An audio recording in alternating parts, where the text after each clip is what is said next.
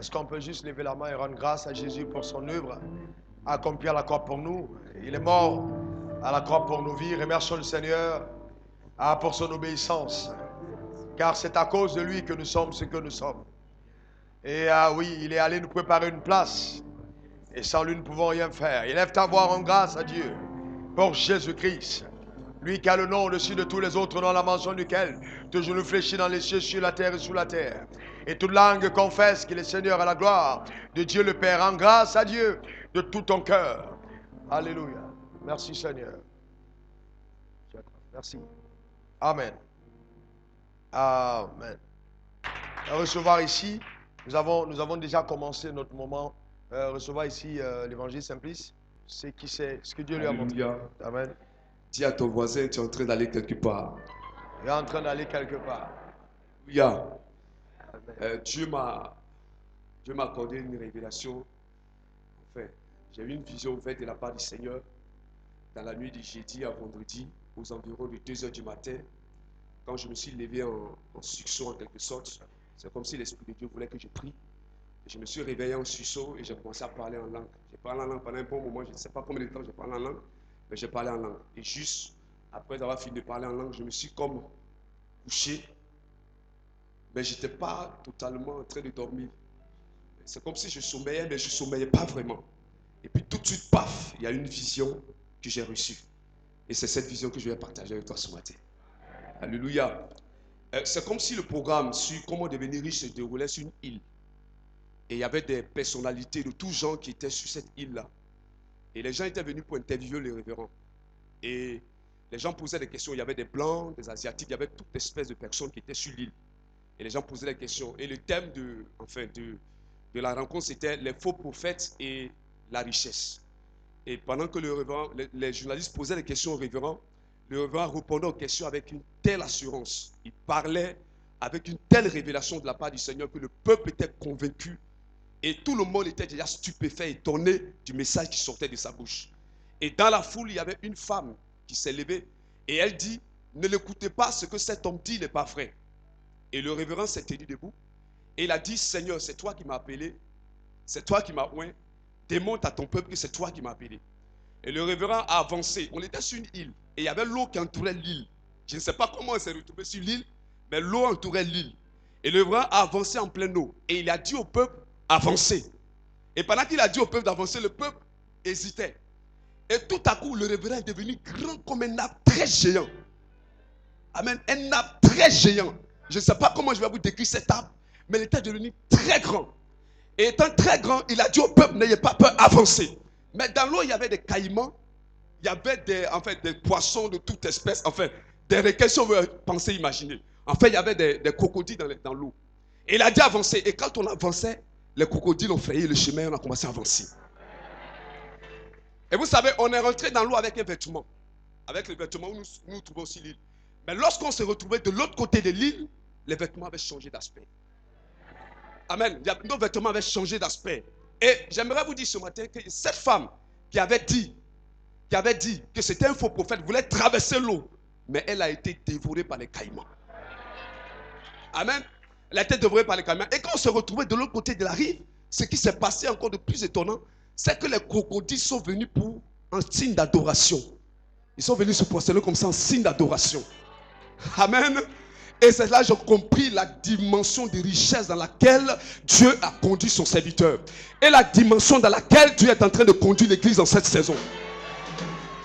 Si tu crois en ce message qui est prêché, je vous dis, je ne parle pas d'un homme qui parle de prospérité, mais c'est quelqu'un qui vit la prospérité. Il peut te montrer le chemin qui mène à la postérité. Alors ce matin, je vais te donner un message. N'aie pas peur, avance. N'aie pas peur de prendre des initiatives. Avance seulement. Tu vas voir, tous ces obstacles seront balayés et la puissance de Dieu sera manifeste en ta vie.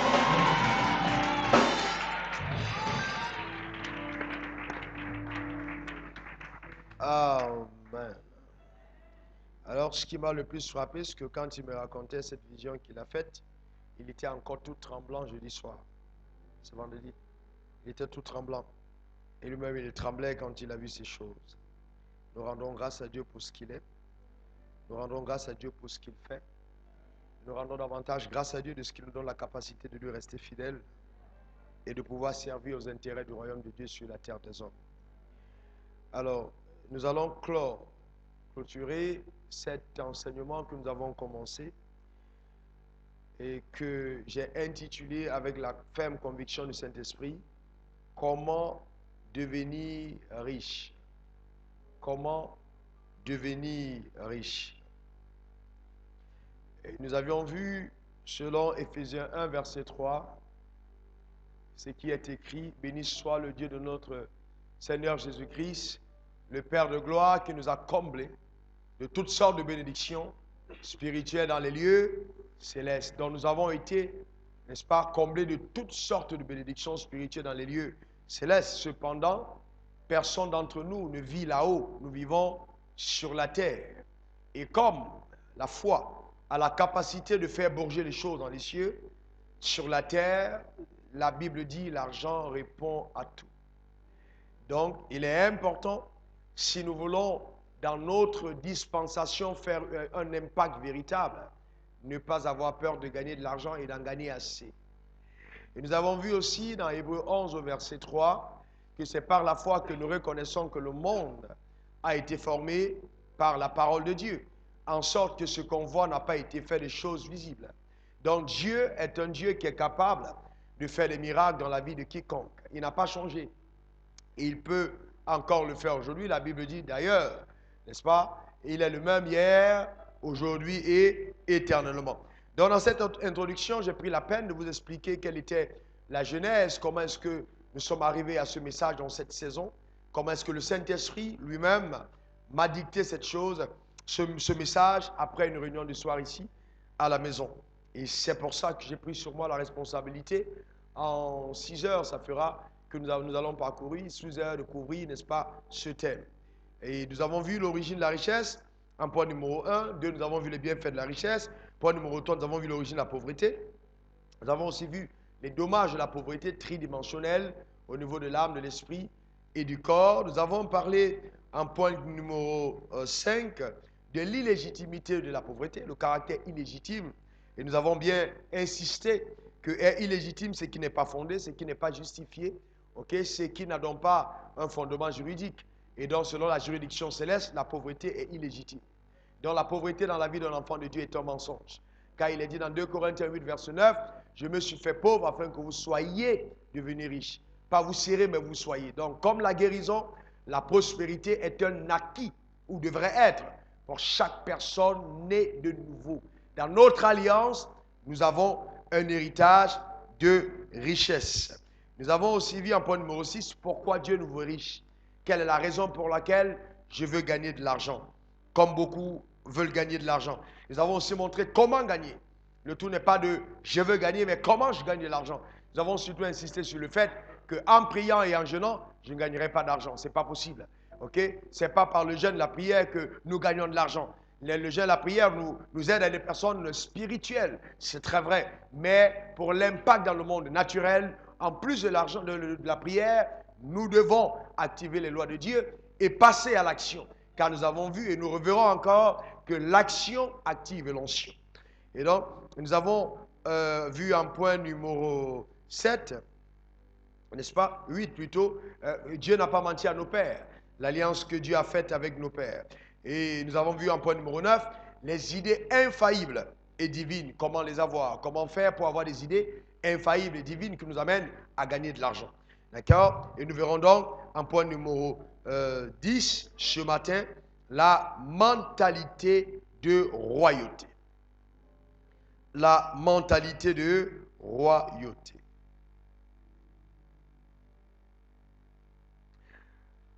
Quand Dieu parla à notre père Abraham dans Genèse 12, versets 1, 2, 3, Dieu lui dit, quitte ton pays, ta patrie, la maison de ton père, vas-y dans le pays que je te montrerai, je te bénirai, je rendrai ton nom grand, je ferai de toi une source de bénédiction et toutes les nations, les ethnos, les tribus de la terre seront bénies après toi. Je bénirai ceux qui te béniront et je maudirai ceux qui te maudiront.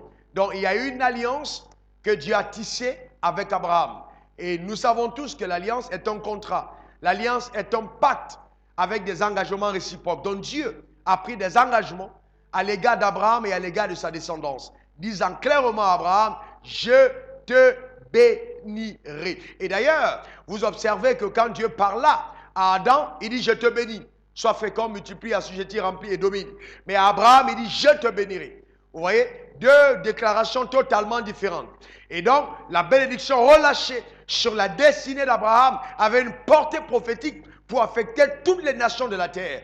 Parce que c'était une bénédiction qui venait dans le sens de la restauration et de la restitution de ce que l'homme avait perdu dans sa déchéance. Ok? Et donc, il apparaît donc à Abraham.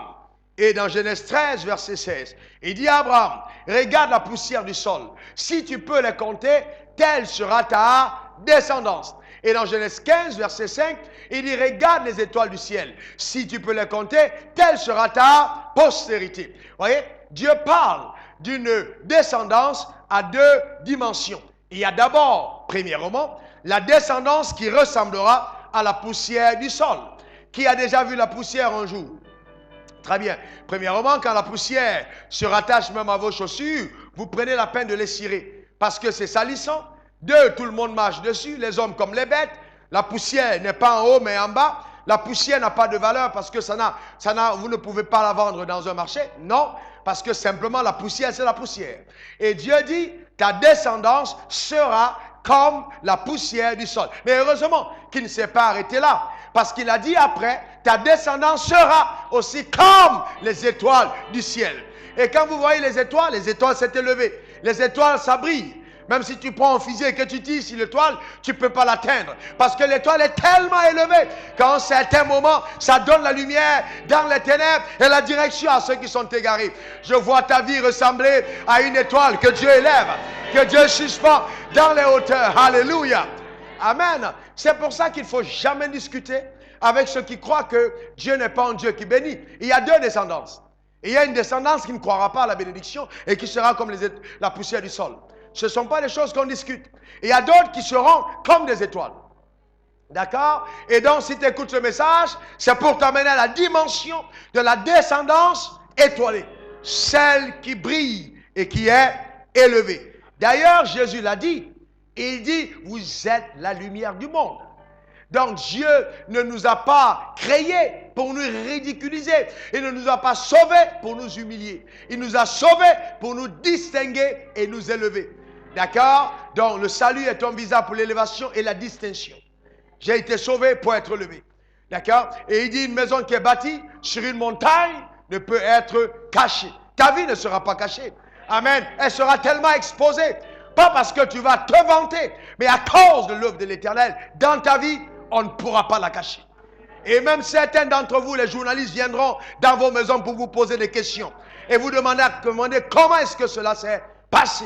Une histoire pareille. Si tu le crois, dis je le crois. Alléluia. Voyez, donc, ces choses, Dieu nous les a promises. Cependant, rappelez-vous ce que je vous ai dit. Dieu m'a dit clairement en 1996, dans la maison que nous avions vue au message précédent, si tu veux changer un homme, il faut changer son système de pensée, sa manière de penser. Parce que la pauvreté est d'abord une mentalité. C'est d'abord un état d'esprit. C'est d'abord une mentalité. Et donc, si nous voulons être débarrassés de la mentalité, il faut adopter, débarrasser la pauvreté, il faut adopter la mentalité de la royauté. C'est très important. Matthieu 5, verset 6, il est clairement écrit que ton règne vienne, que ton règne vienne, que ton règne vienne, et que ta volonté soit faite où? Sur la terre, comme au ciel. Donc c'est une erreur de penser que c'est au ciel que je verrai la gloire de Dieu. Non, mais Dieu dit que ton règne vienne. Où? Sur la terre.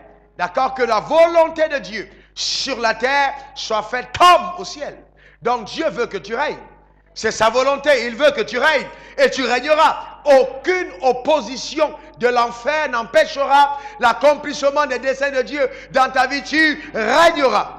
Amen, parce que Dieu dit qu'il veut que tu règnes. C'est sa volonté pour toi.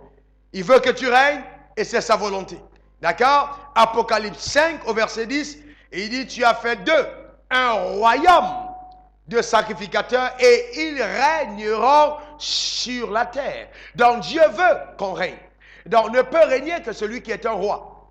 Un esclave ne règne pas, c'est un roi qui règne. Et l'esclave et le roi n'ont pas la même façon de penser. Vous voyez, celui qui est esclave est dans la servitude. Et il ne pense qu'à une seule chose, au service. Simplement, servir, servir, servir, servir. Rappelez-vous l'histoire du fils aîné. Il y a longtemps que je te sers. Vous voyez, il y a longtemps que je te sers. Il y avait une mentalité d'esclave. Il était fils, mais il était esclave. Alors que le fils cadet a dit, papa, donne-moi aussi ma part d'héritage. Vous voyez, il était un roi. Il connaissait ce qui était à lui. Et il voulait l'avoir pour exercer sa royauté. C'est ça les deux mentalités. Le fils cadet avait une mentalité de royauté. Il connaissait sa part. Bien-aimés, ne vous trompez jamais. Dieu ne va jamais vous demander ce à quoi vous n'aspirez pas. Il ne va jamais vous donner ce à quoi vous n'aspirez pas. Donc, si vous n'aspirez pas à la richesse, vous ne l'aurez pas. Parce que la loi de l'attente veut que je n'obtienne que les choses que j'ai attendues et pour lesquelles je crois. Donc, si je ne crois pas en quelque chose, je ne l'obtiens pas. D'accord? C'est très important. Le fils cadet a demandé sa part d'héritage. Ce qui était surprenant, son père était encore vivant. Généralement, l'héritage se donne quand on est mort. Mais le fils a récupéré son héritage alors que son père était encore vivant. Même si après il a dilapidé, il avait quand même une mentalité de royauté. Il pensait différemment. Vous voyez? Et ce qu'il faut comprendre, c'est que Apocalypse 5, verset 10 est très profond. Et il dit, tu as fait d'eux un peuple de sacrificateurs. N'oublie pas que tout ce que tu peux devenir dans la vie, c'est Dieu qui fera de toi. Vous voyez, ce n'est pas une école, ce n'est pas une université, non, ce n'est même pas ton père, mais c'est Dieu. Il dit, tu as fait d'eux. Alors, laisse-toi faire par Dieu. Que Dieu fasse de toi ce qu'il veut que tu sois. Amen. C'est très important. Tu as fait d'eux un peuple de sacrificateurs. Laisse-toi façonner par Dieu. Et je suis certain que ta vie va être une vie rayonnante. Alléluia. Donc vous voyez qu'il y a une psychologie, une mentalité que le riche possède et que le pauvre n'a pas. Le pauvre pense toujours au fait qu'on lui donne, alors que le riche, lui, il pense à donner. C'est deux mentalités totalement différentes. Donc, il faut changer radicalement. Il faut modifier sa mentalité et son système de pensée. Alors, je vais vous dire que Dieu lui-même, pour m'amener de la dimension où j'étais à celle dans laquelle je vis et où je vais, parce que le plus grand est à venir, ce que Dieu a commencé de faire, c'est qu'il a radicalement changé ma façon de penser. Un jour, j'étais en train de prier et pour la première fois, j'ai entendu le Seigneur me dire clairement, très clairement, il faut que tu élargisses l'espace de ta tente. Il faut que tu vois grand. Il faut que tu penses grand. Vous voyez? Parce que quand je priais, oh Dieu, donne-moi 100 000, donne-moi 200 000, oh Seigneur, bénis-moi. Et quand je disais bénis-moi, ce que je voyais, c'était oui, donne-moi 200 000, donne-moi 1 million, et puis je m'arrêtais là.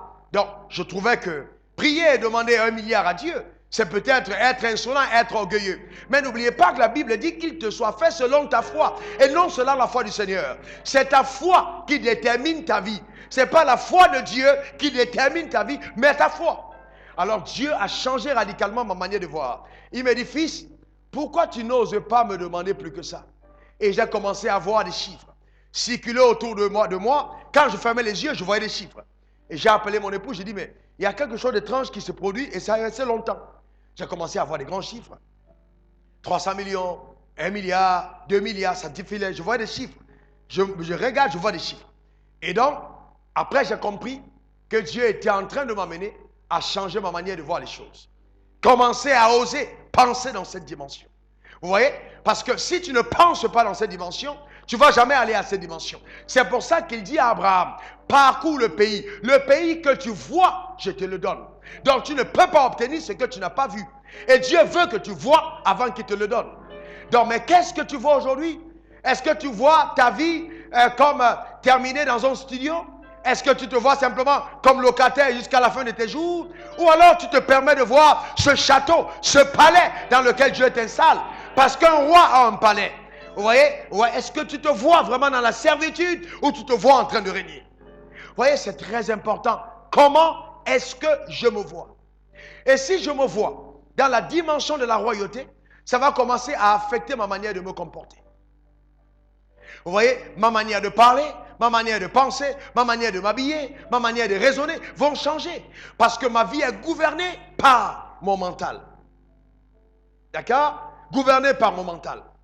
Tout part de la tête. De ma manière de voir les choses.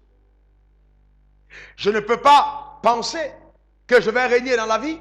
Et par exemple, tous les soirs, je me retrouve dans un nightclub ou je me retrouve dans un allocodrome en train de papoter avec des amis comme si je n'ai rien à faire. Quelqu'un qui perd son temps et qui gère mal son temps est simplement en train de détruire les opportunités célestes que Dieu a mis à sa disposition. Donc je sais que pour régner, ça me demande la discipline. Et ça me demande de payer un prix conséquent. Car rien n'arrive à celui qui ne fait rien. Donc il faut avoir une mentalité qui change radicalement. Modifier ton comportement. Alors laisse-moi te dresser en quelques minutes le portrait de la personne que Dieu rend riche. Le portrait de l'homme ou de la femme que Dieu rend riche. Regardez, vous allez commencer à voir autour de vous des personnes que Dieu va rendre riches. Vous allez les reconnaître. Voici comment vous reconnaissez quelqu'un que Dieu veut rendre riche. Ok, parce qu'il a décidé d'être riche. Premièrement, c'est quelqu'un qui recherche les intérêts du royaume des cieux. Matthieu 6, verset 33. Cherchez premièrement le royaume des cieux, voyez, et la justice de Dieu.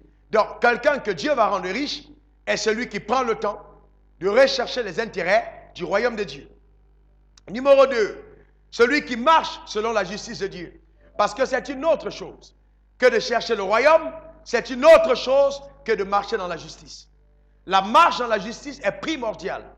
C'est vrai que je suis justifié par la foi, mais je dois marcher dans la justice de Dieu. Donc, mon attitude, mon comportement, mes décisions et mes actions traduisent si oui ou non je suis en train d'emprunter le chemin de quelqu'un que Dieu va enrichir. Vous voyez? Ou qui croit à l'avènement des richesses dans sa vie. Donc, je dois m'investir dans le royaume des cieux en croyant aux lois de Dieu. D'accord? Je ne devrais pas revenir sur ça. Nous avons une série, vous pouvez l'écouter, les lois qui nous font régner. Donc, il y a des lois divines, des lois que je dois découvrir et mettre en pratique.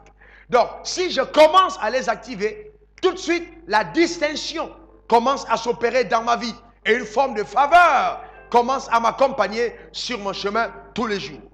Le troisième point qu'il faut voir, d'ailleurs, regardez bien, dans le troisième point, vous allez vous rendre compte que toutes les personnes que Dieu a bénies depuis la dispensation de l'innocence jusqu'à la dispensation de la grâce ont marché selon ces trois principes. Regardons premièrement Adam. Pour arrêter d'abord sur les deux. Adam. Adam a été riche, n'est-ce pas? Qui le sait? On l'a vu, très très riche. Adam possédait l'or, n'est-ce pas, du Congo. Il possédait le pétrole de l'Irak, le cacao de la Côte d'Ivoire. Et toutes les richesses inimaginables de la terre étaient à Adam. Dieu l'a créé immensement riche. Vous voyez? C'était quelqu'un de riche et qui avait une bonne relation avec Dieu. On a tendance à croire que la richesse nous empêche d'avoir une relation avec Dieu. Adam était riche et il parlait avec Dieu. Vous comprenez? D'ailleurs, vous allez vous rendre compte que quand les rois rendent visite à un roi, généralement ceux qui sont du service n'entendent pas ce que les rois se disent. Est-ce que vous me comprenez? Quand vous voyez au palais le chef d'État qui vient rencontrer le président de la République, ce n'est pas tout le monde qui est à côté pour entendre ce qui se dit. Il y a des moments où il se chuchote à l'oreille. Donc Dieu ne chuchote pas à l'oreille d'un esclave. Dieu chuchote à l'oreille d'un roi parce que lui-même il règne. Est-ce que vous me comprenez? Est-ce que vous êtes avec moi? Donc si Dieu rencontre quelqu'un qui était dans la condition d'esclave, c'est qu'il a une seule pensée, c'est de changer radicalement sa condition et l'amener à la royauté. Parce qu'un éléphant n'enfante pas un chaton, mais plutôt un éléphanteau. Et un roi donne naissance à un prince. Ah ouais, mais certains d'entre vous pensaient que Dieu s'est trompé. Amen, il faut commencer à te voir différemment. Souvent quand vous sortez de votre maison le matin, vous êtes influencé parce que votre compte bancaire vous dit « Je n'ai pas assez d'argent, tu ne coiffes pas tes cheveux, tu t'habilles, tu n'as pas repassé ta chemise. Si tu règnes, tu te prends au sérieux. » Amen. Tu te prends au sérieux. Même dans ta manière de te tenir, il doit avoir une dimension royale, une exposition à la royauté, une démonstration de la grandeur, au travers même de mon apparence. C'est très important. Adam régnait dans le jardin d'Éden. Et vous allez vous rendre compte que quand Dieu parle à Adam, dans Genèse 1, verset 29-30, Il dit, je te donne le fruit d'arbre portant la semence, ce sera ta nourriture. Et à tout herbe des champs, je donne de l'herbe. Ok, ce sera à tout animal des champs, dont l'herbe sera leur nourriture. Vous voyez qu'il dit à Adam, je te donne le fruit d'arbre portant de la semence. Est-ce que vous savez que Adam a régné avant sa déchéance? Hein? Est-ce que vous savez que Adam a régné? Que le lion, l'ours, la panthère, l'éléphant, les perdrix, les pangolins et tous ces animaux se sont prosternés devant sa majesté. Même le serpent, jusqu'à l'avènement d'Ève, était prosterné devant la majesté d'Adam. Ça ne veut pas dire qu'il n'avait pas d'opposition, mais il régnait jusqu'à sa déchéance. Mais vous voyez, il a nommé les animaux. Il a servi aux intérêts du ciel. Il a servi à la multiplication des plantes. Il a servi aux intérêts du ciel. Il était sur la terre faisant ce à quoi Dieu l'avait appelé, jusqu'à l'avènement de sa femme, qui a causé justement le traumatisme qui s'est produit dans le jardin d'Éden. Donc c'est bon de se marier, mais mariez-vous et gardez votre intégrité. Gardez votre droiture. Ne vous laissez pas influencer par votre femme. Protégez-la. Si elle a une pensée qui vient du diable ou du serpent, dites-lui, hé chérie, ici dans la royauté, on ne pense pas comme ça. On pense obéissance, on pense soumission. Ce que Dieu a dit, c'est ce qu'on croit. Parce qu'un roi fonctionne en droite ligne avec les règles, amen, de ce que la loi a établi. Il n'y a pas de roi qui méprise la loi. On ne règne pas avec le mépris de la loi, mais avec l'application de la loi. C'est ça la royauté. Vous voyez? C'est très important. Ensuite, dans la dispensation de la conscience, on a Abel. Abel apporte à Dieu un sacrifice plus excellent que celui de Caïn. Et la Bible parle de lui jusqu'à aujourd'hui. C'était un acte de foi. Pourquoi est-ce que Abel l'apporte? Abel donne une offrande qui va dans la droite ligne de la pensée prophétique de Dieu pour le rachat de l'humanité. Quand il apporte un animal avec du sang, il est en train de dire à Dieu, nous attendons la venue de ton sang, le sang précieux de Jésus pour la rédemption du monde. Quand vous voyez dans la dispensation du gouvernement humain, Noé, il a conçu l'arche. Ne soyez pas dans le royaume de Dieu, vous ne faites rien pour Dieu. Il a conçu l'arche. Et à la sortie de l'arche, il a apporté des animaux purs à l'Éternel. Donc vous voyez, il cherchait les intérêts de Dieu et il sacrifiait pour Dieu. Il donnait pour Dieu, appliquait ses lois. Regardez la dispensation de la promesse avec Abraham. Abraham a quitté son pays, allant au loin, se déplaçant sous des tentes, parce qu'il croyait à l'avènement de la gloire, même dans les nations païennes, car Dieu lui avait promis que toutes les nations de la terre seront bénies après lui. Il a payé le prix, jusqu'au prix ultime, d'apporter sur la montagne son fils unique, appelé Isaac. C'est pour ça qu'il est nommé aujourd'hui comme étant le père de la foi. Il travaillait pour les intérêts de Dieu et il sacrifiait pour le royaume. Ensuite, regardez Salomon. Il était riche, immensement riche. La seule personne à qui Dieu a dit de ton vivant, personne ne sera plus riche que toi. Et il lui a dit, même après ton départ de la terre, il n'y aura plus aucun autre roi qui soit autant sage que toi. Salomon recherchait la justice du peuple. Il voulait juger le peuple avec droiture. Et parce qu'il jugeait le peuple il voulait juger le peuple avec droiture, il a sacrifié pour les intérêts de Dieu sur la terre, au niveau du peuple d'Israël, et Dieu l'a rendu immensement riche. Regardez la dispensation de la grâce, Dieu lui-même nous montre l'exemple. Jean 3,16, Dieu a tant aimé le monde qu'il a donné son Fils. Vous voyez, chaque fois qu'il y a une visitation particulière, il y a ces deux signes majeurs. Premièrement, la personne cherche les intérêts de Dieu. Deuxièmement, la personne sacrifie pour les intérêts de Dieu. Vous voyez? Donc voilà le profil de la personne que Dieu rend riche. Et le troisième point vital, c'est que cette personne fait ces deux choses en ayant une foi inébranlable en son Dieu. Vous voyez? Une foi inébranlable en son Dieu. Croit en la capacité de Dieu de faire des choses extraordinaires. Alors, nous allons maintenant toucher le point numéro 10. D'accord? Pendant que nous sommes en train, nous avons vu le point numéro 9. J'espère que tu te reconnais, tu te regardes dans le miroir. Donc, si ces points ne sont pas vus dans ta vie, tu n'es pas encore sur le chemin qui t'amène à l'élévation. Tu n'es pas encore sur le chemin de la distinction. Parce que les intérêts du royaume des cieux, d'accord, sacrifiés pour le royaume de Dieu, n'est-ce pas, et ensuite vivre permanemment dans la foi en son Dieu, sont indispensables pour avoir le portrait de la personne que Dieu élève, que Dieu rend riche. Voilà ce que Dieu veut voir quand il veut élever un homme. D'accord? C'est très important. Alors lève ta main droite et déclare après moi, j'ai mis ma confiance en l'Éternel. Quel que soit ce qui arrive sur le chemin de ma destinée, j'ai cette confiance en mon Dieu que le juste tombera cette fois et se relèvera cette fois. Je prends la résolution de marcher sur le chemin de la distinction afin que la gloire de Dieu soit permanemment rattachée à ma vie et que je puisse, sur la terre des hommes, servir aux intérêts du royaume des cieux. Au nom de Jésus. Amen. Amen. Et amen. Donc, nous avons un point numéro 10, l'onction de prospérité. L'onction de prospérité. Point numéro 11, bien sûr. L'onction de prospérité. Comment donc cette onction fonctionne? Qu'est-ce que c'est d'abord l'onction? L'onction, c'est la capacité surnaturelle que Dieu donne à un homme pour accomplir ce à quoi Dieu l'a appelé. Donc, si je dois devenir riche, Dieu fera descendre sur moi une onction particulière qui m'aidera à gagner des finances. Parce que gagner des finances, c'est aussi un service qu'on rend au royaume des cieux. D'accord? C'est très important. Donc, j'ai besoin de l'onction pour pouvoir opérer dans ce domaine. L'onction pour être un homme d'affaires prospère. J'ai besoin d'onction. Jésus a dit, Luc 4, verset 18, « L'Esprit du Seigneur est sur moi parce que Dieu m'a oint pour annoncer la bonne nouvelle aux pauvres. » Donc, l'onction a quelque chose à voir, n'est-ce pas, avec la pauvreté. D'accord? L'onction aide à éradiquer la pauvreté.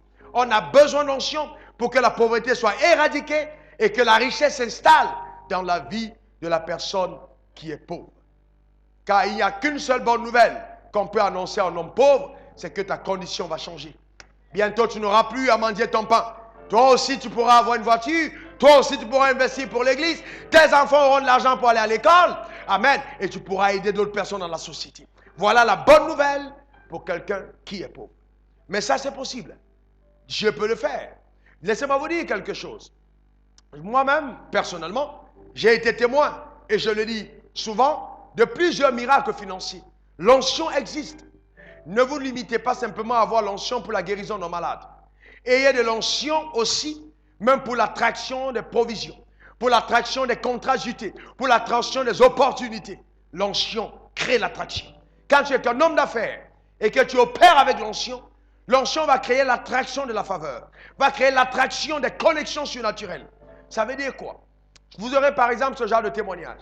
Quelqu'un vient vous voir avec une affaire pour investissement de 2 millions et un bénéfice de 45 millions avec une durée de 30 jours.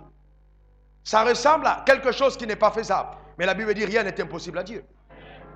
Est-ce que vous me comprenez? Car quand l'onction est là, l'onction va vraiment chambouler les choses. D'accord? On a besoin d'onction. L'onction va te mettre en connexion avec des gens que tu n'imaginais pas rencontrer. L'onction va donner de la faveur, n'est-ce pas, sur ta vie et va créer de l'estime au cœur des hommes à ton égard. D'accord? C'est très important. Les personnes qui te sont indispensables, l'onction descendra et va disposer le cœur en ta faveur. Je vois l'Éternel le faire sur ta vie. Amen. Une disposition stratégique à l'égard de toutes les personnes dont tu as besoin dans ta vie au nom de Jésus. C'est très important. La faveur. Alors les hommes de Dieu, les hommes d'affaires me posent la question. Partout nous sommes en séminaire de coaching pour les aider à se développer. Mais hommes de Dieu, comment est-ce qu'on fait quand on fait face aux gens qui nous demandent la corruption, aux gens qui sont toujours en train de vouloir des dessous de table? J'ai dit, si on insiste pour un dessous de table, ce n'est pas votre business. Ok? Vous n'êtes pas appelé à faire toutes les affaires qui se présentent à vous. D'accord? Dieu lui-même vous veut que chacun d'entre nous applique la loi de la sélection. Je ne dois pas m'impliquer dans toutes les affaires. Aujourd'hui, je peux avoir plein d'opportunités d'affaires. Je prends mon temps pour sélectionner celle qui est venue de Dieu. Parce que même quand on pêche, on ne pêche pas simplement le poisson, on peut aussi pêcher le serpent. Donc vous devez prendre la peine d'extraire de vos filets les choses qui ne vous appartiennent pas. D'accord? C'est très important. Ne sautez pas simplement sur les opportunités. On est arrivé dernièrement au Burkina Faso et un monsieur est venu me voir. Oh oui, on a une mine d'or. Une mine d'or qui peut produire aujourd'hui, si on la rend semi-industrielle, à peu près 8 à 9 kilos par mois. Ça fait beaucoup d'argent. Avec le gramme d'or qui est monté aujourd'hui à près de 28 500.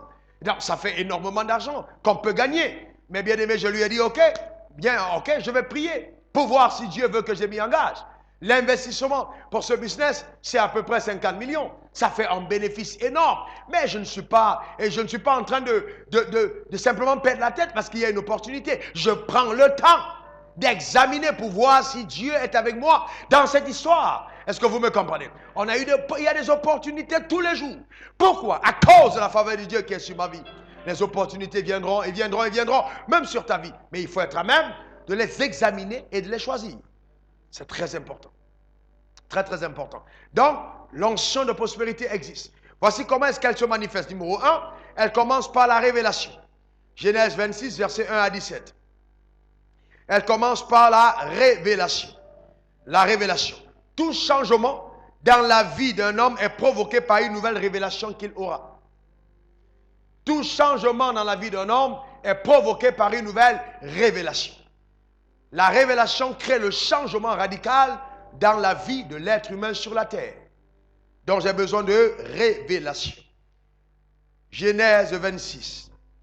La Bible dit, il y eut une famine dans le pays, ou de la première famine qui eut lieu du temps d'Abraham, et Isaac alla vers Abimelech, roi des Philistins, à Guérar. L'Éternel apparut et lui dit, ne descends pas en Égypte, demeure dans le pays que je te dirai.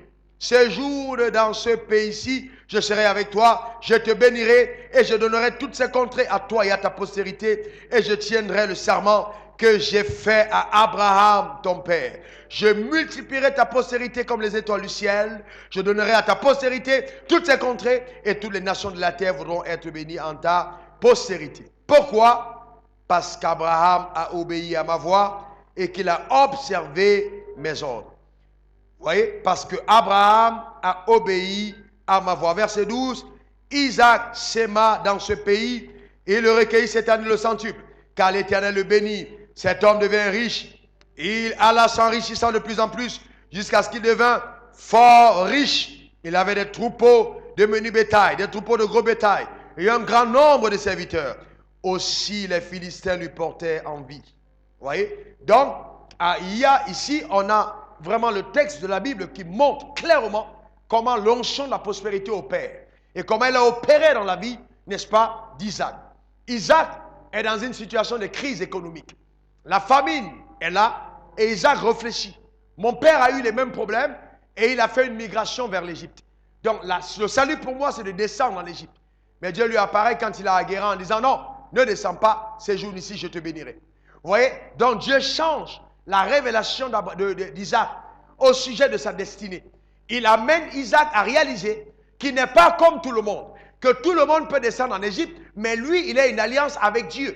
Et que sa bénédiction n'est pas fonction du territoire où il est, mais de la révélation qu'il a du Dieu avec lequel son père a eu une alliance. Vous voyez? Et c'est pour ça que j'ai dit aux gens, vous n'avez pas besoin d'aller en Europe, d'aller en Amérique, d'aller en France, d'aller aux États-Unis, d'aller en Chine, d'aller au Japon pour être riche. Bien aimé, le temps est arrivé où les gens vont quitter ces nations pour venir voir ce que Dieu est en train de faire dans nos continents. C'est possible, mes amis. C'est possible. Vous voyez? C'est possible. Il y a des gens qui regardent les cultes en ligne et ils disent, ah, on ne savait pas qu'il pouvait avoir une église comme ça en Afrique. J'ai dit, mais vous vous trompez. Parce que si vous voulez bien voir, le diable habite en Europe et il agit en Afrique. Parce que là, un pays où les gens sont ensemble, marchent dans les rues, homme par homme, commencent à marcher et à protester qu'ils veulent se marier. Les gens vont à l'Assemblée nationale, on a peur d'accuser en disant non, il ne faut pas être homophobe. Vous voyez, les gens ne croient plus en Dieu. Dans les églises, il y a 10 personnes vieilles avec des dents sautées qui sont assis et qui attendent simplement d'aller au cimetière, sans aucun sens de leur destinée. Vous voyez, vous rendez compte que le diable habite ce continent. S'il habite quelque part, c'est certainement en Europe. Mais il dort en Europe, mais quand il veut agir, il sort. Il vient en Afrique, il frappe et il repart. D'accord? Parce qu'il ne peut pas dormir en Afrique. Il y a trop de personnes qui prient en Afrique. Il ne peut pas avoir de sommeil. Amen.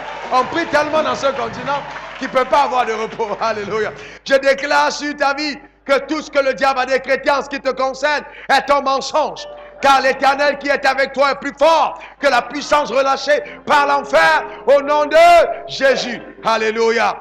Dans un peu de temps, tu commenceras à observer des changements radicaux dans tout ce qui te concerne. Une multiplication de faveurs à ton égard à cause de la main invisible de Dieu qui agit dans ta vie. Vous voyez, dans ta vie. Donc, garde à l'esprit que tu as une alliance. Il faut que ta révélation change. Bien-aimé, j'ai été dans le trou du trou. Pas dans le trou, mais dans le trou du trou. Je sais ce que c'est la pauvreté. Parce que j'ai vécu dedans. D'accord? Mais je vais vous dire une chose. On peut être pauvre tout en étant riche. Quand la révélation a changé, la condition de l'homme a changé. Donc ça commence par la révélation. Il y a d'abord la révélation. Ensuite, il est important de faire le mouvement vers la localisation. Dieu se révèle à moi, mais je dois occuper le territoire qui est mien. Il dit, reste à Guérard. Si Isaac était allé ailleurs, il n'aurait jamais vu la main de Dieu. Reste à Guérard. Vous voyez, reste dans les affaires où Dieu t'a appelé. Si Dieu t'a appelé à faire de la pêche, fais la pêche. À faire du café, fais du café. Du cacao, fais du cacao. Anacarde, fais l'anacarde. Dans le pétrole, fais le pétrole. Dans la construction, fais la construction. Dans l'immobilier, va dans l'immobilier. Quel que soit ton secteur, reste sur les territoires qui sont tiens. Il y a un domaine ou des domaines dans lesquels Dieu te donne une faveur particulière. Découvre ce territoire et reste là. Commence dans ce territoire. Vous voyez? Le problème que beaucoup d'enfants de Dieu ont, c'est qu'ils ne se servent pas de Dieu qui est en eux, le Saint-Esprit. Psaume 23, versets 1 et 2. L'Éternel est mon berger, je ne manquerai de rien. Mais vous oubliez qu'on ne manque de rien que quand Dieu est le berger. Le rôle du berger, c'est qu'il conduit. Il dirige mes pas, n'est-ce pas? Vers des eaux paisibles. Il me conduit vers pâturage. Donc si Dieu t'a dirigé, tes affaires vont porter. Les affaires vont prospérer à cause de quoi? De la localisation. Restez dans le business que Dieu t'a montré. Prends le temps et interroge le ciel. Qu'est-ce que tu veux que je fasse? La localisation. Où veux-tu que j'aille? Avant d'arriver en Côte d'Ivoire, j'ai eu l'opportunité. On m'a dit, va au Mali ou au Burkina Faso. Tu arrives là-bas, on te donne une maison, une voiture. Tu diriges le camp biblique. C'était toujours le ministère. Mais si j'étais allé au Burkina ou au Mali, je ne sais pas ce qui serait arrivé. Mais ce n'était pas le territoire où Dieu m'envoyait. À Abidjan, Côte d'Ivoire, il n'y avait pas d'avenir. Apparemment, humainement. Mais il y avait une révélation de Dieu. Dieu m'avait dit, va en Côte d'Ivoire. Et j'ai commencé à prier depuis 1996-97 pour la Côte d'Ivoire. Donc j'ai dit, j'y vais. Là où Dieu m'a envoyé. Je ne permets à rien de me détourner. Donc il est important d'être focalisé sur le territoire où Dieu t'appelle. L'affaire dans laquelle Dieu t'appelle. Dieu t'appelle à monter une clinique, monte une clinique. Va sur ton territoire. Tu verras la main de Dieu. Et ne te déplace que quand Dieu te donne le signe de bouger pour aller ailleurs. Il ne faut pas bouger pour un autre territoire tant que les vases ne sont pas encore remplis de l'huile. Remplis-les d'abord pour passer à autre chose. Et de la sagesse. D'accord? Le temps me manque pour vous raconter comment est-ce que quelqu'un de stupide a perdu 3 milliards, 600 millions en moins de 3 ans, 2 ans et demi. Parce qu'il a commis l'erreur d'abord d'occuper de mauvais territoires et d'avoir une mauvaise stratégie dans l'investissement. J'étais son conseiller et je lui ai dit, tu vas aller à la faillite. Il ne m'a pas écouté, il est allé dans la faillite. On peut voir tout de suite quand quelqu'un est en train de se cogner la tête. Quand on est sage. Troisième chose à faire, l'activation des principes. L'activation des principes. La prospérité, tout comme la réussite, sont la conséquence de la mise en application des principes fondamentaux de la réussite. Si je mène une vie désordonnée, bien aimé, je n'ai pas besoin d'inviter les sorciers de mon village pour que mes affaires ne marchent pas. Mon sol est maudit à cause de moi. Donc les principes de Dieu sont fondamentaux pour notre bien-être. D'accord? Marcher dans l'amour, le travail, s'aimer, ce sont des choses importantes. D'accord? Ce que tu veux que les gens fassent pour toi, fais-le de même pour eux. D'accord? C'est très important. Ne soyez pas simplement dans la position où je veux toujours qu'on me donne. Changez un peu de rôle, donnez un tout petit peu. Oh pasteur, les gens de cette église sont trop froids, chacun est dans son coin, on n'aime pas se saluer. J'ai dit bon, écoutez, c'est un peu la déformation de la royauté. Le roi a toujours tendance à se prendre trop au sérieux. D'accord? Mais c'est pas grave. S'il ne sourit pas, souris toi aussi à ton égard. Voyez? À l'égard des autres. Donne le sourire. D'accord? Souris. D'accord? Salue les autres. Et puis tu vas voir comment est-ce que naturellement, la vitre va être brisée et les choses vont arriver. Donc, ce que je veux faire, je veux qu'on fasse pour moi, je dois apprendre à le faire pour autrui. Donc, les lois sont très importantes d'être mises en pratique. Très, très importantes. Et vous voyez, et la mise en application des lois est la résultante de l'obéissance. Obéir est vital. Un enfant de Dieu qui n'obéit pas n'aura jamais le meilleur de Dieu. On obtient le meilleur de Dieu par l'obéissance. Il faut obéir. L'obéissance. Je dois apprendre à obéir. Et vous savez, il y a un texte de la Bible, dans Proverbe 13, verset 23, qui m'a toujours étonné.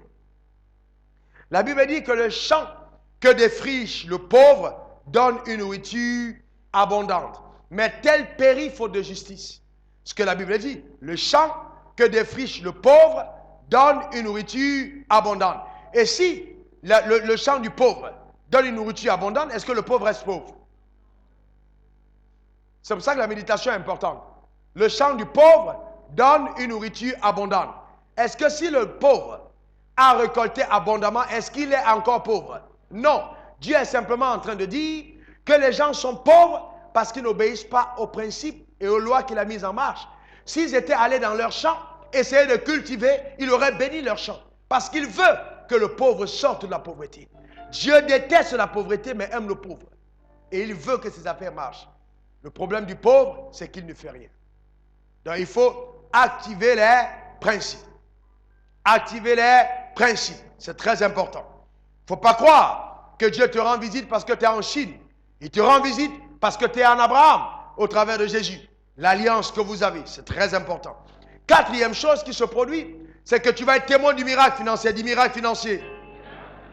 Oh, dis-le comme si tu le crois, miracle financier. Vous voyez, le miracle financier est possible. D'accord? Qu'est-ce qui se passe? La Bible dit, au verset 12 et au verset 13, que l'Éternel le bénit. Et il recueillit cette année au centuple. Est-ce qu'il était le seul à s'aimer? Non. La terre n'était pas favorable, l'atmosphère n'était pas favorable, mais Dieu l'a rendu visite à Guérard. Pourquoi? À cause de l'alliance. Ses affaires ont explosé. Je vois tes business exploser. Je vois tes entreprises se fructifier par la puissance de Dieu. Pourquoi? Parce que l'Esprit de Dieu est sur toi et que son onction t'accompagne. Vous voyez? Dieu, n'est-ce pas, a fait prospérer Isaac. Et il est clairement écrit, cet homme devint riche. Oh, c'est l'histoire de quelqu'un ici ce matin. Cet homme devint riche. Et il s'en alla, s'enrichissa de plus en plus. Ne t'arrête pas là. Si tu as aujourd'hui 600 millions dans ton compte, monte à 600 milliards. Il n'y a pas de problème, vas-y au palais supérieur. Celui qui t'a, écoutez-moi bien, je viens d'entendre ça de Dieu, celui qui t'a amené à 100 000 francs de revenus est la même personne qui veut t'amener à 1 million, est la même personne qui veut t'amener à 50 millions, est la même personne qui t'amènera à 1 milliard, est la même personne qui t'amènera à des milliers de milliards. D'accord? Si Dieu l'a fait pour les autres, il peut le faire pour toi. Mais il faut que ta foi le permette et que tu permettes à cette onction d'agir au travers de ta vie. D'accord? C'est très important. Très important. Donc, il y a un miracle financier. Demandez à Maman Rose qui est là. Alors, elle m'a raconté une belle histoire. Et elle est juste en face.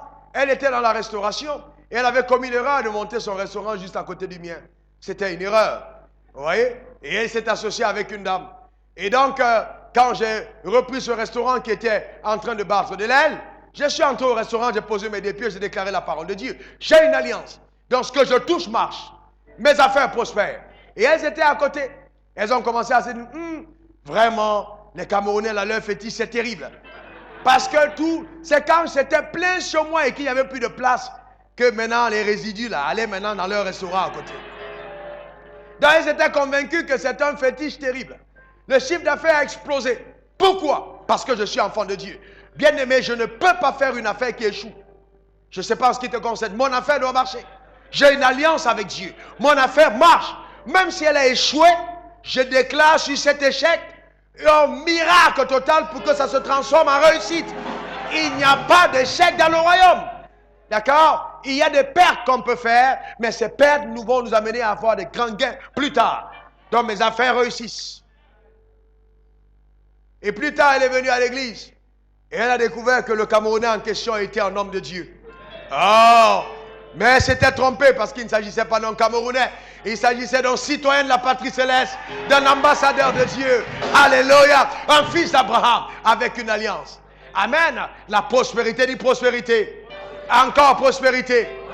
Tu vas chez toi, tu prends les monnaies du monde. L'euro, le dollar, le yen, la livre sterling, toutes ces monnaies, tu les mets chez toi, tu les mets au-dessus de ton lit, tu te lèves le matin, tu poses tes pieds dessus comme un paillasson. Et tu parles à l'argent en disant à l'argent, je règne et je domine sur toi. Tu ne me fais pas peur. Je suis appelé à être ton maître.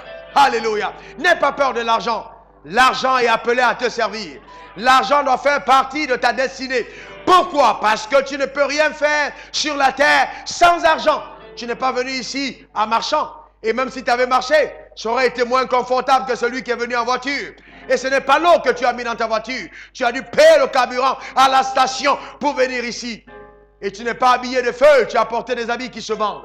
Tu as besoin d'argent pour faire ce à quoi Dieu t'a appelé. Amen. Je vois l'argent arriver dans ta vie de façon claire. Amen. Je vois Dieu te donner de moissonner, de faire prospérer tes activités. Par son onction, les richesses viendront à toi. Les chiffres d'affaires augmenteront. Ton huile ne cessera pas de couler par la puissance de Dieu au nom de Jésus. Et le point numéro 5.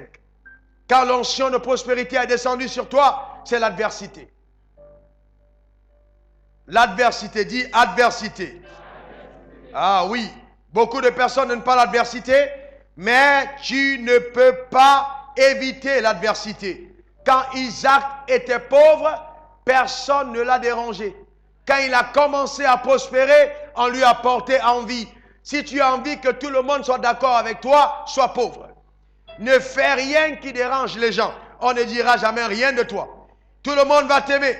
Tout le monde va t'accueillir. Tout le monde va te recevoir. Mais quand les choses vont commencer à bouger de ton côté, alors les gens vont commencer à dire, pourquoi lui? Pourquoi toujours lui? Mais parce que c'est toujours toi. Ce n'est pas ta faute. Tu es en alliance. Amen. Tu es connecté au Très-Haut. Tu es le Fils de Dieu. Tes affaires sont condamnées à marcher à cause de l'huile qui coule sur ta vie. Regardez ce que Dieu dit dans Ésaïe 45, verset 7. Il dit, je forme la lumière, je crée les ténèbres.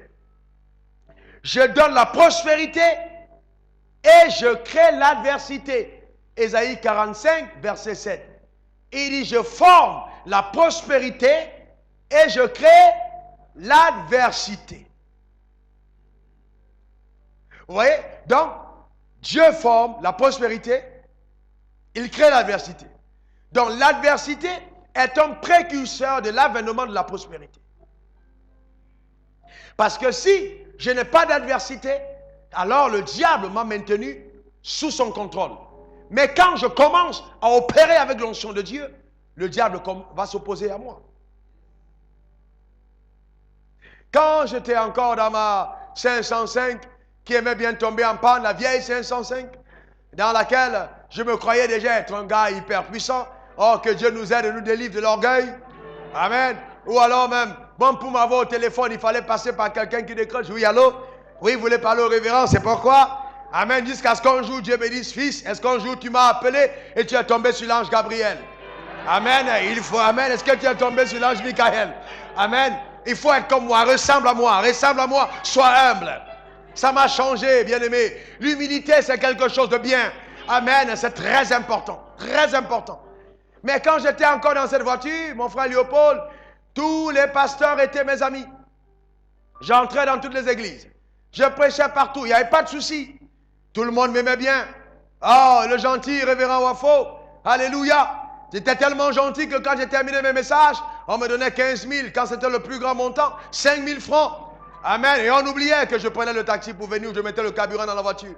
Et cette voiture-là me prenait 10 000 francs de carburant par jour. Elle m'a enseigné la foi. Alléluia. Amen. Tu vas prêcher quelque part, tu termines. Tu sais que tu as 10 000 francs de carburant que tu mets pour venir à l'endroit. Et le pasteur te dit, pasteur, on a été énormément béni. Alléluia. Vraiment, oh, vraiment, toute l'église se joint à moi pour te faire cet merveilleux message. C'est juste un verre d'eau, pasteur. Un verre d'eau seulement. Alléluia. Alléluia. Que Dieu nous délivre de la pauvreté, bien-aimés. Amen. Que Dieu nous délivre de la pauvreté.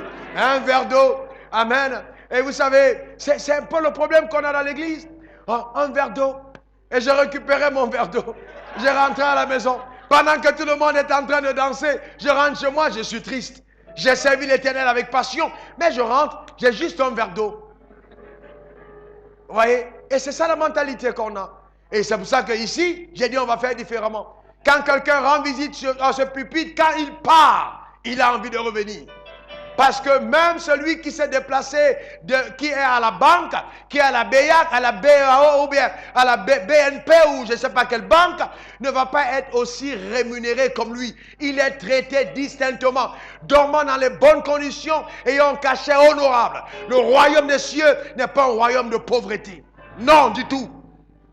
Est-ce que vous me comprenez? Les gens ne vont pas venir jouer à la guitare. Alléluia. Que Dieu te bénisse. Oui, mais que Dieu le bénisse comment? Que Dieu le bénisse comment? Vous prenez les gens, vous mettez chez vous. Nettoie mon sol, nettoie mon sol. Amen. Alléluia. Tu es fidèle, hein? Dieu va te visiter. Oui, mais bien aimé, si tu as déjà un peu quelque chose dans la poche, visite-le en même temps. C'est plus facile. Amen. Est-ce que vous comprenez? C'est plus simple. Donc c'est très important. L'adversité viendra. Et Dieu m'avait prévenu en 1996. Il a dit, ce que les gens penseront ou diront de toi ne pourra pas changer mon action dans ta vie. Par contre, ce que toi tu diras ou penseras des autres, le pourra. C'est pour ça que je prends la peine et l'effort permanent de ne pas critiquer les autres. De ne pas citer le nom de quelqu'un sur la chair. De ne pas condamner quelqu'un en secret chez moi. Je ne le fais jamais. Pourquoi? Parce que ce que je veux qu'on fasse pour moi, je le fais pour autrui. Et j'ai compris qu'en critiquant les autres, je me ferme les bénédictions du ciel. Donc je ne perds pas, je ne nage pas dans ces eaux-là. Non, ça ne me concerne pas. Dis à ton voisin, moi aussi, je ne suis pas concerné. Oui? Donc c'est pour ça qu'il dit, je dresse une table en face de tes ennemis, de tes adversaires. La table de gloire est installée en face de tes adversaires. Oui? C'est en face d'eux que Dieu va te lever. Il est important qu'il y ait des gens qui t'attaquent, qui te critiquent. C'est en face d'eux que ton ascension se fera. Parce que la bénédiction réelle financière n'arrive que quand l'adversité est dans son summum. La lumière ne brillera jamais quand il n'y aura pas de ténèbres. Vous voyez? C'est très important. Un homme qui veut faire de l'impact, un homme qui veut marcher avec Dieu, doit être prêt à être un sujet de controverse. Quand vous n'êtes pas un sujet de controverse, vous n'êtes pas encore sur le chemin de votre destinée. Imaginez Jésus au ciel, continuant de voir des films, avec des hommes qui prennent son image. On commence à montrer Jésus en train d'aller en cachette chez Marie et Marthe. Imaginez comment est-ce qu'il se sent. Lui, vous et moi, nous savons qu'il n'a pas fait ça. Imaginez comment est-ce qu'il se sent. Vous avez vu Jésus venir à CNN ou à TF1 pour dire, attention, si vous continuez, on va vous couper la tête. Non! Ceux qui se défendent sont ceux qui savent qu'ils n'ont pas de pouvoir. Si ton Dieu est puissant, tu ne le défends pas. Tu prêches simplement la vérité. C'est parce qu'ils savent que leur Dieu n'est pas ressuscité qu'ils sont obligés de s'attaquer à toutes les personnes qui le critiquent. Vous savez de qui je parle. Amen. Donc c'est très important. Très important. Et je vais conclure avec ceci. On va aller un peu plus rapidement au point numéro 12. Une fois que Dieu t'aura rendu riche, voici les choses qu'il faut faire. Vous voyez, parce qu'il est plus facile de devenir riche que de demeurer intègre une fois riche. Il est plus facile de devenir riche que de demeurer intègre une fois riche. La raison pour laquelle beaucoup de personnes ont peur de la richesse, c'est qu'on a vu beaucoup de personnes devenir riches et perdre le chemin de la foi. D'accord? Mais ce n'est pas le cas de tout le monde. Adam était riche et il a perdu son standard par la désobéissance. Alors, qu'est-ce que Dieu attend de nous? Laissez-moi vous dire ceci, bien-aimés. Je vous le parle avec expérience. La richesse a la capacité de révéler au monde ton réel caractère. Je reprends. La richesse a la capacité de révéler au monde ton réel caractère, ta véritable personnalité, tes défauts en les amplifiant. Un homme qui aime les femmes, une fois riche, tout le monde verra bien que ce gars qui venait à la prière tous les jours, c'est parce qu'il n'avait pas le blé. Authentique histoire, ok? D'accord? Si tu aimes le vin, tu auras des tonnes de vin chez toi à la maison. Si tu aimes les sacs, ah ma soeur, tu porteras des sacs et des sacs. Donc si tu es attaché à la luxure, ça se verra tout de suite. Vous voyez pourquoi la richesse a la capacité de révéler ton cœur à tout le monde. Ça révèle en fait ton cœur. Si tu aimes Dieu, ça se verra. par ta manière d'apporter à l'Éternel. Si tu aimes tes frères, ça se verra par ta manière de les assister. Donc la richesse révèle notre réelle personnalité. C'est pour ça que je dis toujours, un homme pauvre ne vous a jamais montré son véritable cœur. Parce que dans la pauvreté, on a tous tendance à être humble. D'ailleurs, on n'a pas de choix. On n'a pas de choix. Vous voyez? On n'a pas de choix. D'accord, c'est très important. D'accord, c'est très important. Donc, la première des choses qu'il faut faire, qu'une fois devenu riche, prendre l'engagement de demeurer fidèle à Dieu. 2. Souviens-toi de l'alliance qui te lie à Dieu depuis ton père Abraham, ok, pour le salut des nations. N'oublie pas, souviens-toi de cette alliance. Quand on est riche, on doit être riche pour l'avancement du royaume des cieux. Souviens-toi de l'alliance abrahamique. Deutéronome 8, verset 18. Vous pouvez noter ces textes. Ok, Dieu dit, garde-toi le dire en ton cœur, c'est par mes forces et ma sagesse que j'ai acquis ces richesses. Souviens-toi de l'Éternel qui t'a donné la force de prospérer. Faites cette prière régulièrement. Tous les hommes d'affaires ici, faites cette prière. Dieu garde mon cœur, rattaché à l'alliance. Je fais cette prière et ma femme presque tout le temps. Garde le cœur attaché à l'alliance, c'est très important. Troisième chose, continue d'avoir la foi en Dieu et non en tes richesses. Continue d'avoir la foi en Dieu et non en tes richesses. Vous pouvez prendre Psaume 52, versets 7 à 9. D'accord? La Bible dit, celui qui se confie en ses richesses est détruit. Hein? Psaume 52, versets 7 à 9. Prenez aussi Proverbe 11, verset 28. Il dit aussi presque la même chose. Celui qui se confie en ses richesses tombera. Mais les justes verduront comme le feuillage. Proverbe 11, verset 28. D'accord? Et donc, prenez aussi 1 Timothée 6, verset 17. Demeurez humble. Point numéro 4, demeurez humble. Demeurez humble. 1 Timothée 6, verset 17. La Bible dit, recommande aux riches du présent siècle de ne pas être orgueilleux. Bien-aimé, ce n'est pas parce que tu as acheté une voiture que maintenant quelqu'un va venir te saluer à la sortie de l'église, tu ne peux même pas répondre. C'est de l'orgueil. Ok?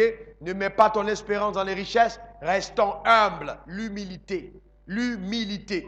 Je me rappelle un jour, je descendais de ma Porsche au plateau et un jeune homme qu'on appelle communément les manants, les hommes de rue, les enfants de la rue, Naman, voilà, sont venus me voir. Il est venu me voir, il était tellement ébloui par la voiture. Il regardait avec stupéfaction. Et moi, je l'ai recueilli dans ma voiture. J'ai fait monter, on a roulé ensemble. Et je lui ai dit, si tu aimes Dieu, si tu le sais, ces choses sont possibles pour toi. Et je lui ai dit, j'ai dormi à la gare de bus comme toi. J'étais dans les rues comme toi. J'ai été avec les réfugiés comme toi. Il y a une seule chose qui m'a amené là, c'est parce que j'ai aimé Dieu. Bien-aimés, ne prenez jamais vos biens pour mépriser les autres et les écraser. Vous tomberez comme une feuille qui sèche. N'oubliez jamais. N'écrasez pas les choses, les gens, avec vos richesses. D'accord? Et d'accord? Point numéro 6. 5. Jouis de tes richesses. Donc, jouis de tes richesses. La Bible dit, dans 1 Timothée 6, verset 17, Dieu nous a donné toutes choses afin que nous en jouissons. Mais n'en jouis pas seul. Ne te paye pas simplement les costumes et les habits pour toi seul. Offre quelque chose à ta femme. Que ta femme roule sur une belle voiture. Ok, mange bien chez toi. Quand on est riche, il faut en jouir. La richesse est donnée pour qu'on en jouisse. D'accord? Parce que tu vas laisser ça sur la terre. Il faut en jouir. C'est très important. Jouis de ta richesse. Dieu veut qu'on en jouisse. Mais jouis sainement des richesses. D'accord? Très important. D'accord? Et d'abord, la Bible dit, et point numéro 6, investis dans les choses du royaume des cieux. 1 Timothée 6, verset 18. Recommande aux riches de faire, n'est-ce pas? Quoi? Des aumônes. D'être riche en bonnes œuvres. De la libéralité. D'être riche en générosité. Donc, il faut investir dans les choses du royaume. La libéralité. Quelqu'un qui est riche ne donne pas comme quelqu'un qui est pauvre. Il faut être riche en bonnes œuvres. D'accord? Il faut aspirer à un jour mettre dans le panier d'église 100 millions, 10 millions, 5 millions, 20 millions, 25 millions. Je ne parle pas des choses que je n'ai pas fait. Moi, je fais. Est-ce que vous comprenez ce que je suis en train de dire? Même ici. D'accord? Il faut être riche dans ta manière de donner pour le royaume des cieux. Je vais vous dire quelque chose que tous ceux qui sont autour de moi savent. Rien n'est cher quand ça concerne les affaires de Dieu. Je peux hésiter quand je veux me payer une cravate, mais jamais quand il faut payer un micro de qualité. Ça, je n'hésite pas. Tout le monde sait. Ceux qui me côtoient savent. Il n'y a pas, ce qui est à Dieu ne coûte pas cher. Ça, c'est ma devise. Ce n'est jamais trop cher pour Dieu. 7, d'accord, soutenir les faibles. Soutenir les faibles. Mais de façon stratégique et alerte. D'accord, soutenir les faibles. Si tu marches ainsi, si tu mets en application les conseils que je t'ai donnés ce matin, je suis certain que ton histoire sera certainement différente. Et que la main de Dieu s'étendra et se déploiera sur ta vie de façon exceptionnelle. Que Dieu te garde, que Dieu te comble et que Dieu te bénisse.